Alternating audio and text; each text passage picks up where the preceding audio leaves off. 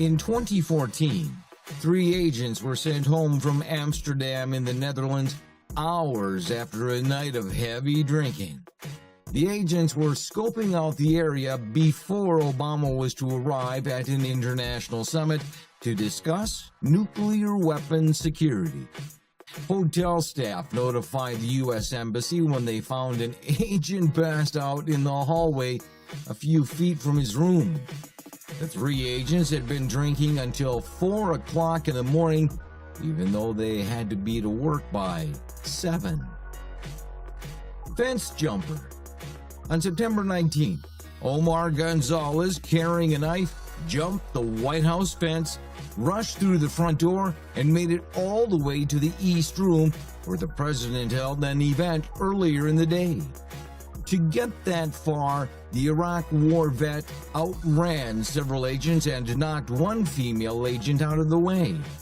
Also, major security lapse was the failure to issue an alarm as soon as Gonzalez made it into the building.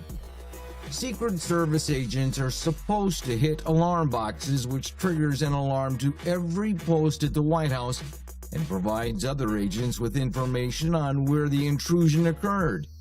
Moreover, a surveillance team outside the White House didn't even notice that Gonzalez had jumped the fence.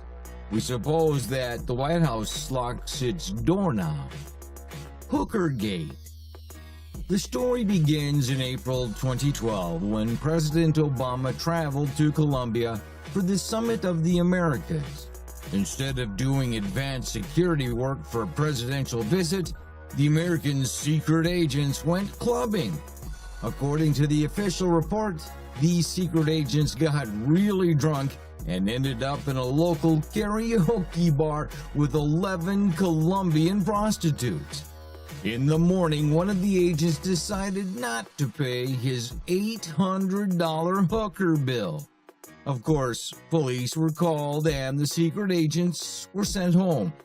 This scandal has overshadowed the U.S. diplomatic mission in Latin America, as diplomats have been gossiping all about hookers rather than focusing on goals in the region. White House shooting.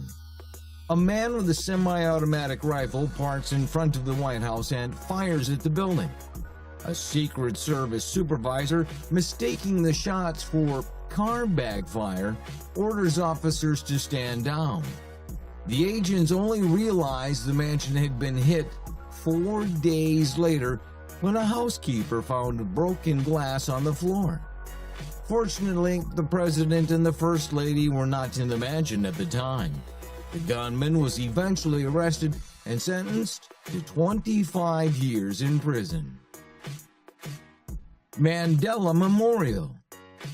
Do you remember the weird sign language interpreter at the Mandela Memorial in South Africa?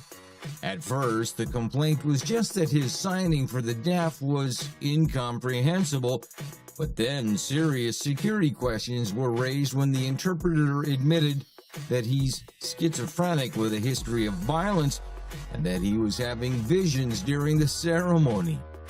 Moreover, thousands of people have entered the 95,000-seat open-air Johannesburg Arena with no security screening whatsoever.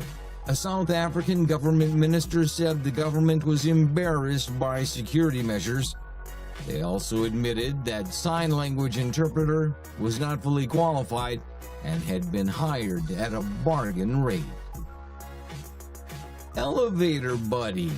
An armed man was allowed to share an elevator with the President Obama during his visit of the Center for Disease Prevention in Atlanta. The man was actually a security contractor with an arrest record. The private contractor first aroused the agent's concerns when he acted oddly and didn't comply with their orders to stop using a cell phone camera to record the president in the elevator.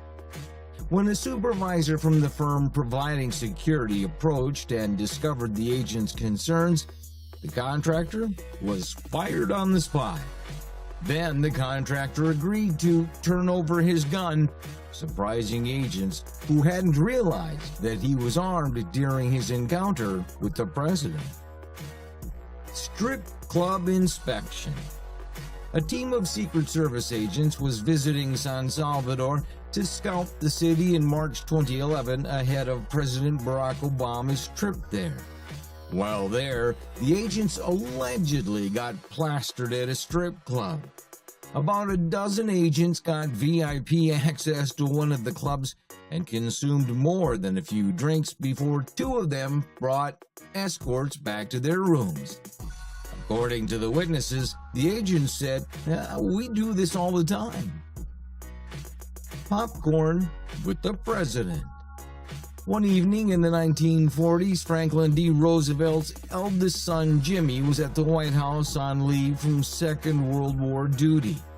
The story goes that after dinner, he and his parents decided to watch a movie. When the credits rolled and the lights flicked on, a neatly dressed stranger was in the room standing next to the President of the United States.